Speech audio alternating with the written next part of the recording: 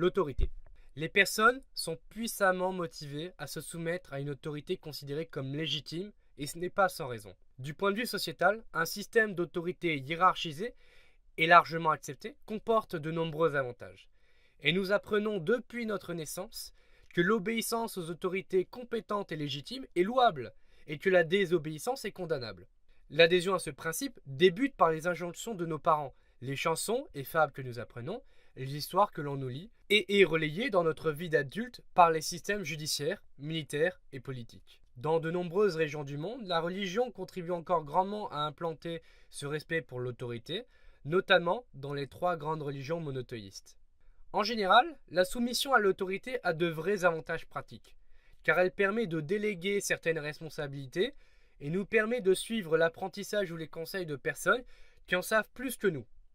Ainsi, les figures d'autorité que sont les employeurs, les juges et les chefs politiques sont respectées car leur position élevée implique un accès à des informations privilégiées, une force supérieure, un pouvoir régalien et aussi la reconnaissance implicite ou explicite d'une sagesse et de talents certains qui leur ont fait arriver à cette place. Cette mécanique est utilisée dans presque tous les efforts de persuasion. Si quelqu'un est expert dans un domaine, les gens sont plus susceptibles d'être persuadés. Puisque nous savons que notre obéissance à l'autorité est généralement profitable, il est plus facile de céder aux facilités de l'obéissance automatique. Nous sommes le 11 avril 1961. Le procès du nazi Adolf Eichmann débute à Jérusalem. Alors que le monde occidental a les yeux figés sur le déroulement du procès, le psychologue américain Stanley Milgram s'interroge. Comment la moitié de l'Europe a-t-elle pu participer aux atrocités du régime nazi sans se rebeller?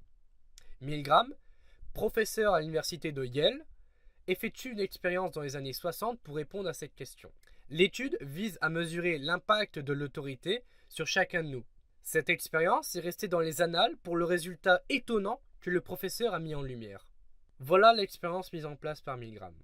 Pour commencer, il recrute un sujet sous un prétexte, celui d'une étude mesurant l'impact de la douleur sur la mémoire. Le sujet doit poser des questions à une autre personne de l'autre côté d'une vitre.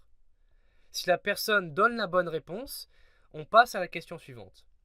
Mais si celui-ci donne une mauvaise réponse, le sujet administre un choc électrique. Les chocs électriques sont d'intensité croissante. Le choc maximum était de 450 volts, soit un choc suffisant pour tuer ou pour faire subir de graves séquelles. En réalité, la personne qui subit ces chocs électriques est en réalité un acteur. Le but de l'expérience est donc de savoir quelles seront les limites des sujets et l'impact de l'autorité sur cette limite. Avant l'expérience, Milgram et ses collègues anticipaient un taux de 2 à 3% de sujets infligeant un choc électrique maximal. En réalité, 2/3 des participants ont administré la dose mortelle. Pourquoi ces sujets ont-ils été jusqu'à infliger un choc mortel? Durant l'expérience, un 3e acteur était présent. Un individu en blouse blanche disait au sujet de poursuivre le test. L'influence de cette figure d'autorité, un médecin, a exercé une pression psychologique suffisante pour que les sujets aillent jusqu'au bout. Cette expérience de Milgram est la première preuve scientifique de la force extraordinaire de l'autorité. L'être humain n'aime pas prendre de décision. Dans beaucoup de cas, prendre une décision crée de l'anxiété.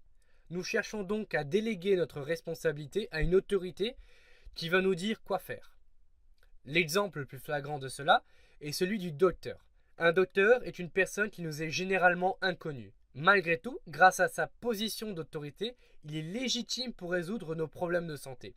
Notre santé est certainement ce qui nous est de plus précieux, pourtant, nous laissons la responsabilité à un inconnu. Le docteur a différentes marques d'autorité, comme par exemple son statut, son diplôme et le contexte.